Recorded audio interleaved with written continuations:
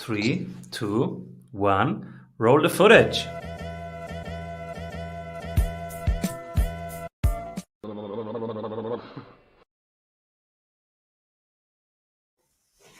Welcome back to the Strategy Sprints podcast, everybody. I am Simon Severino, your host, and my guest today, father of four daughters, founder of Hummingbird Sports, inventor of the first ever girls-women's lacrosse headgear, number one Amazon best-selling author of It's a No-Brainer, and Entrepreneurs Battle to Reduce Concussion in Girls Lacrosse. Welcome, everybody. Rob Stolker.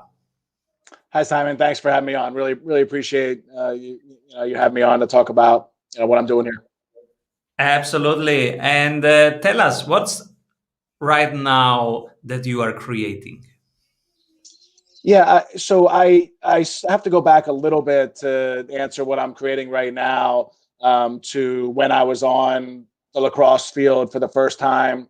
I have, like you said, four daughters. They play every sport that I played growing up: basketball, soccer, softball, field hockey, tennis, anything. They love sports like I do. I've coached them in everything. But it was now 7 years ago this spring that my two youngest asked me to play lacrosse. And I grew up in Center City, Philadelphia. I didn't know much about lacrosse at all, but obviously, as a father, loves watching my kids play. Loves that they love playing sports. I said sure. I signed them up. I didn't know much about the game. I actually got a call before the first practice from the league organizer asking me to coach, and I said I'll coach, but I don't know anything about it. And it was 9 and 11-year-olds, so they said you'll be great. I've coached other sports, but I took them to the fields, and the boys were on one side wearing big hard helmets, and the girls had nothing on their heads. I just couldn't believe it. I went home. I thought I would buy them, helmets. There was no such thing, and that's when I went to work. And so we made our first model headgear. We launched that 3 years ago. Basically, a standard was put in for US Lacrosse. It called for soft headgear to withstand that stick and rock hard ball impact that happened in lacrosse, and that's what we did. So it's a 3-layer headgear. You can see there's a hard layer inside. We made an incredible partnership with Sean Springs, a former NFL player, for his great WinPact protective padding inside, and then the outside is another soft layer. And the whole point is that the headgear has to squeeze. We made a ponytail holder. We do stickers on the ponytail holder in the back, opening and closing mechanisms. Got some amazing patents on it. And so I had to go back because that's what we first created. But then we took that to the fields. It was a new product. The girls had, obviously it was a first of its kind headgear. The girls hadn't been used to wearing. And we got feedback, and we went back to work. And last January, we launched our second model headgear. And as you can see, this one has the goggles that the girls have to wear. It's integrated. It's adjustable. In here, there are a couple different ways that you can adjust. Have it, you can see the screw there, sits further away from your face, closer to your face. Still has the great WinPact technology, the ponytail hair port there. That is our passion, was making headgear that works. We're so happy that we were the first to make the first one, and now the second one. And what I spent the last year or so doing was writing this book, because I've heard from so many girls, families, just one single ball or stick to their bare head and the impact that does to them for years and years afterwards. Some of them 6-7 years later still say they get a migraine every day, just mostly from one accidental ball to their bare head and warm-ups. That's what I put the book together in. There's so many doctors, scientists that have done the research and the studies behind why all these girls need to be playing with their heads protected. And then the last part of my answer to your question is we also want to make tons of different stuff for girls, women, female athletes. So I started going to lacrosse fields, and the other thing I noticed is the boys wear big gloves and the girls weren't wearing gloves. And I asked why that is, and the answer was there's not really a glove that works. A thin glove for girls lacrosse, they don't really work all that well. So I talked to players, went to work. We made the first ever leather gloves for girls. These have been selling great. They're on fields everywhere. Great for cold weather. Grip the stick well. We made goggles. The girls have to wear now, but soon it'll just be hopefully mandated that they wear the headgear and goggles. Making apparel, all kinds of stuff. To empower female athletes. What's your assumption? Why do we want girls and women to be unprotected in the first place? Yeah, I don't think there's a want to have girls, women unprotected, but that's just traditionally the way it's been. The boys' game is physical, checking game. The girls' game is more free flowing, and so traditionally the girls didn't wear headgear. Having said that, we've evolved. The game has evolved. People inside the game, no ifs, ands, or buts. Anybody who's been around the game will tell you it's the girls are getting bigger, stronger, faster. The game's getting more physical as it is. I love that. I love that my four daughters, they are as passionate about sports and competitive, and I love all those parts of it. The only thing I say is in a sport played with a stick, a rock hard ball above the head, full speed, just takes that one accidental ball or stick to the head. Boys wearing big hard helmets, and also the goalies in girls lacrosse, the goalies wear big hard helmets. So that was one of the first things I saw. They need these big hard helmets. That means that the players are in the way of shots too. Just because the goalie stands in front of them facing them doesn't mean the girls can't get hit with shots. So that was another thing that impacted me to do this. But it's really the girls' stories. It's hearing what they go through, what their families go through from, like I said, just a single, head injury. And that's what entrepreneurs do. They see a problem, they build a solution. That's what you did. And I'm so curious who you pick for the strategy award after one word from our sponsors. Hey, if you love what you are hearing, you will love our free masterclasses. Go grab them at strategysprints.com. Who do you pick for the strategy award? So I would go with a very good friend of mine, great person, great author, Mike Michalowicz. If anybody doesn't know him, you can find him at LinkedIn or Google him. He's written a bunch of great books. Read them all: Profit First, Toilet Paper Entrepreneur. He is the definition of an entrepreneur. I love talking to him. I love his energy, his passion. Everything he's doing, and also really good guy, good heart, fun, good friend of mine. Your CEO tip is surround yourself with people who have passion. Can you unpack that? Absolutely. So for what I'm doing now with this headgear and basically putting head protection in a sport that didn't have it, and there are some obstacles that come with that. It is not easy. Anybody who's been around sports, if you think back to the NHL, it was only not that long ago, 30, 40 years ago, which, history, that's not that long ago. NHL players, ice hockey players, youth players, they were playing without helmets. And it took time to have the science to wake everybody up. And so much so that I don't know if everybody knows this, but they had to grandfather helmets into the NHL because players who were in the league who were used to playing without helmets their whole lives basically were saying, we don't want to wear them. We just don't. We're not used to them. We don't want to wear them. And the NHL had no choice but to say, okay, if you've been in a league for a certain amount of time, you don't have to wear them. But rookies coming in, everybody's got to wear them. And that was the transition to putting headgear, to putting helmets in that game. And for me, I'm doing something very similar, And so I surrounded myself with people who understand the need for headgear, understand the impacts of just that's a single accidental ball or stick to the head, who have seen them on the field, know what these girls, women, their families go through. It's not just the girls and the women; it's their families, mothers, fathers, aunts, uncles that see their 14, 15, 16-year-old daughter, niece, nephew struggling with a head injury. Not easy to go through. So I surround myself with people who understand it, who are passionate about it, who believe in it. And I try to do that in any business that I've had and run, is to surround myself with people who are energetic, who come to work every day with a positive attitude and a smile on their face and can get through obstacles. And and are ready for any challenge that the next day brings. The three books that shaped you most. Yeah, so for what I'm doing, one of the top ones was definitely Phil Knight's book, Shoe Dog. Starting Nike, and I just thought it was a great story and how he opened up about his entrepreneurial journey and what he went through making shoes and the obstacles and the ups and downs. And for me, I read it again as I was making this headgear because, again, this is something that's never been done before. Soft headgear that can withstand hard impacts like this.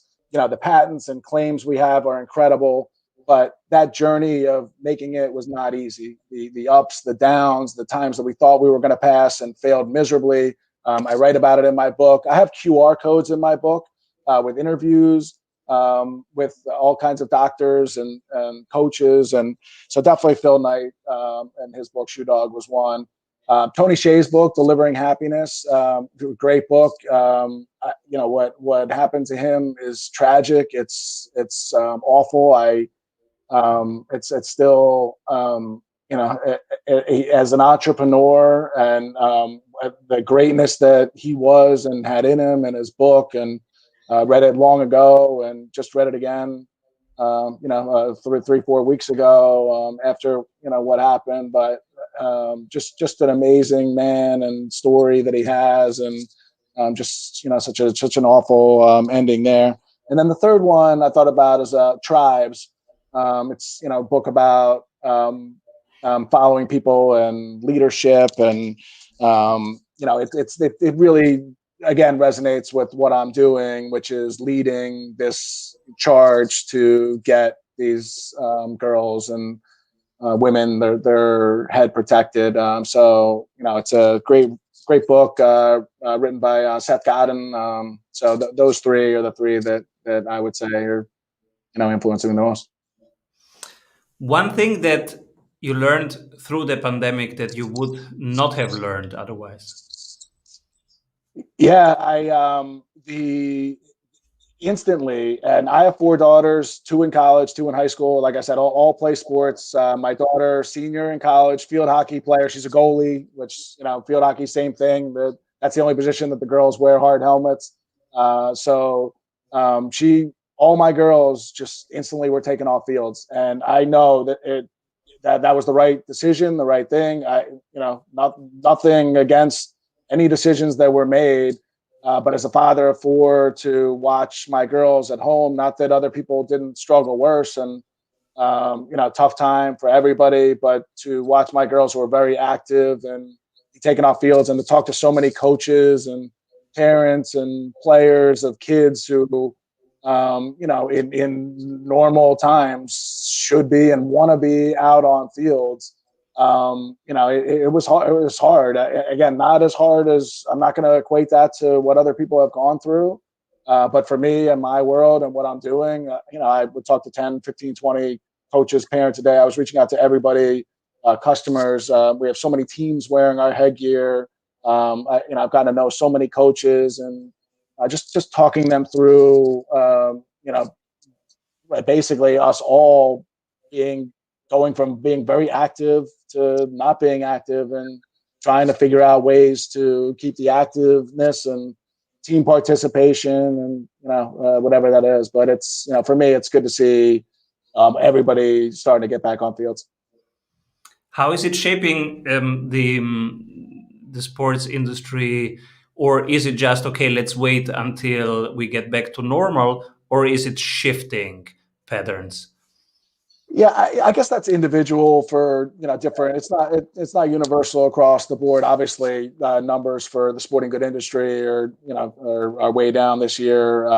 But more importantly than that, obviously, it's about safety, and no different than what I'm doing with this headgear. It's safety first. I understand that. I get that.